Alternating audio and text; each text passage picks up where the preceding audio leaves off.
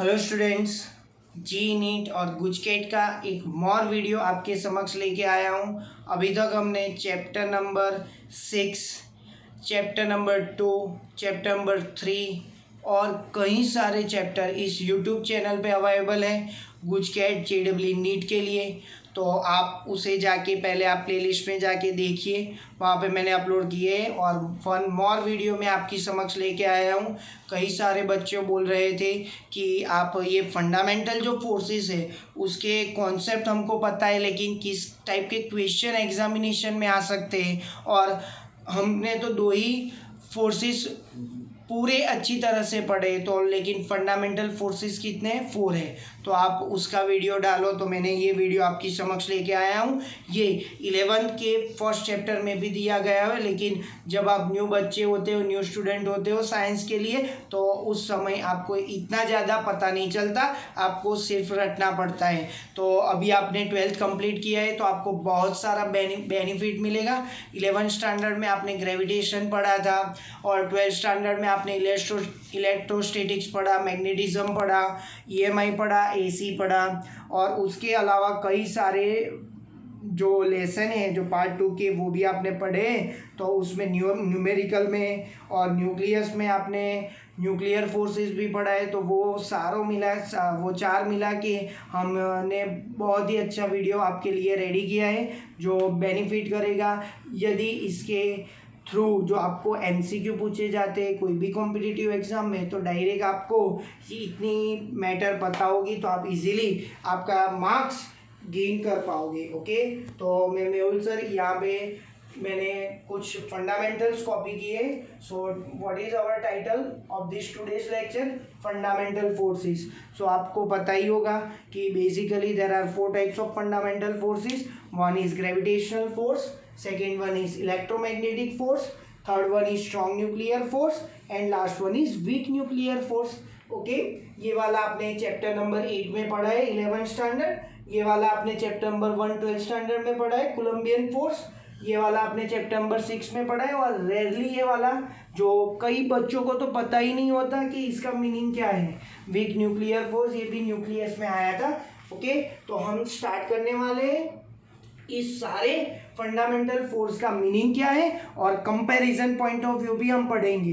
तो यदि इतनी इंफॉर्मेशन आपके माइंड में, दिमाग में स्टोर है, तो आप कोई भी कॉम्पिटिटिव में जो इसके लिए जो क्वेश्चन आएंगे वो आप इजीली कर पाओगे। तो आओ स्टार्ट करते हैं। Gravitational force, so what is the formula? आपको सबको पता है, force F equal to gm1 m2 by r square and between two mass this force is acting, so this is dependent on mass. Okay, similar way electromagnetic force is actually done with the help of Coulombian force. ये Coulombian force का equation है, F equal to kq1 q2 by r square and between two charges this force is acting, between two charges. Okay, third वाला है strong nuclear force between proton proton, proton neutron and neutron neutron. This one is acting because this is happening inside the nucleus, this is happening inside the nucleus. ये inside the nucleus होगा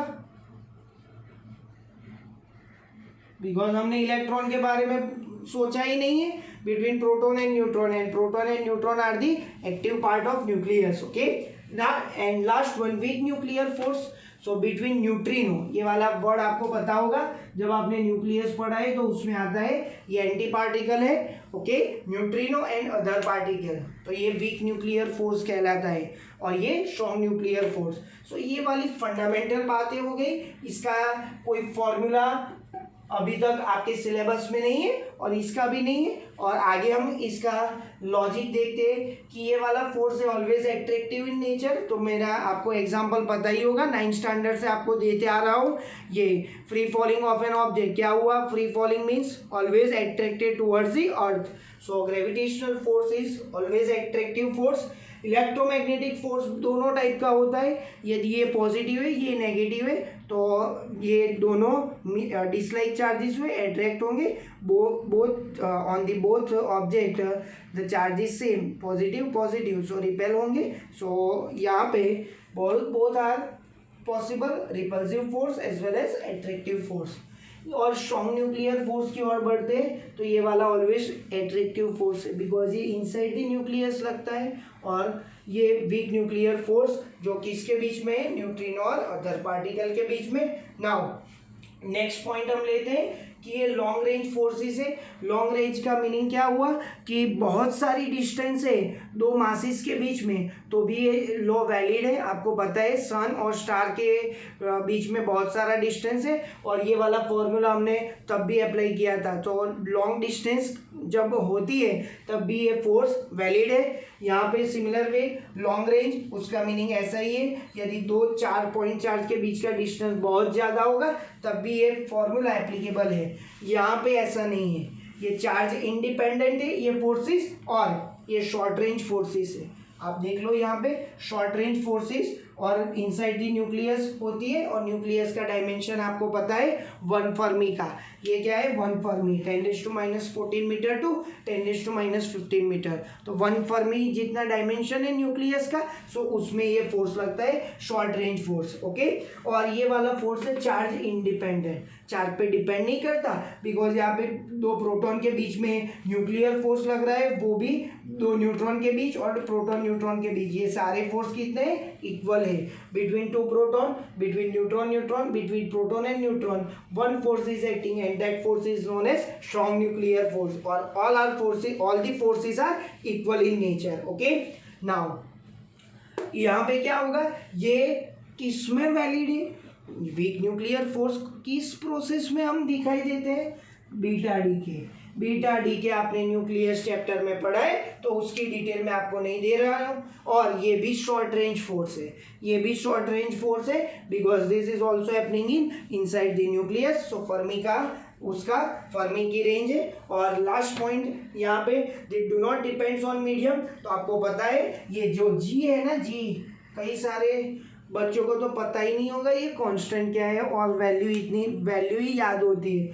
ये जी है ना बेटे, वो medium पे depend नहीं कर रहा। यदि ये जी मीडियम पे डिपेंड करता होगा तो यहाँ पे जो डाइलेक्ट्रिक कांस्टेंट की सारी थ्योरी दी है, वैसी थ्योरी ग्रेविटेशन भी में भी होती, लेकिन ये जी है वो मीडियम पे डिपेंड नहीं करता। What is the meaning of this one, यदि दो पॉइंट लाइक मास, दो मास है, ये m1 है ये m2 है, उसके बीच का दूरी r है, यदि ये एयर में है और यदि ये दोनों को मैं केरोसिन में सिंक कर दूं तब भी मेरा आंसर चेंज नहीं होगा, ग्रेविटेशनल फोर्स कौन सा होगा, सेम।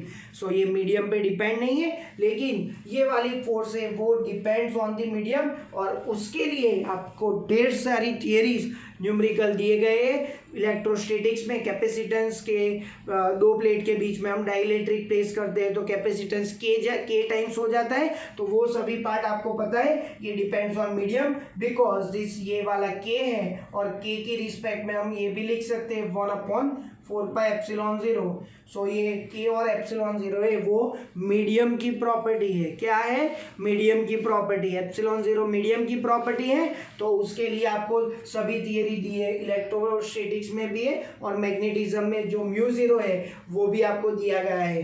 तो ये आपको पता होनी चाहिए, ये डिपेंड्स ऑन मीडियम, और ये this one is do not depends on medium. और चारों के लिए ये आप याद रखो ताकि कई न्यूमेरिकल्स चुटकी में सॉल्व हो जाए। जो कंपैरिजन मैंने दिए कि which one is strongest in nature, strong nuclear force उसकी स्ट्रेंथ हाईएस्ट है, उसके बाद इलेक्ट्रोमैग्नेटिक फोर्स, उसके बाद वीक न्यूक्लियर फोर्स, और उसके बाद gravitational force. So gravitational force की स्ट्रेंथ इन चारों में से सबसे कम है, और सबसे ज़्यादा किसकी है, स्ट्रॉन्ग न्यूक्लियर फोर्स की। तो आई होप कि ये वीडियो आपको अच्छा लगा होगा। तो ऐसे ही वीडियो के लिए आप इस चैनल को शेयर एंड सब्सक्राइब कीजिए, और आपको कोई टॉपिक यदि JEE नीट और गुजसेट में कोई टॉपिक आपको नहीं आ रहा है तो वो मुझे कमेंट बॉक्स में भेजो, मैं जब भी फ्री पढ़ूंगा तब उसके लिए वीडियो शूट कर दूंगा। Thank you.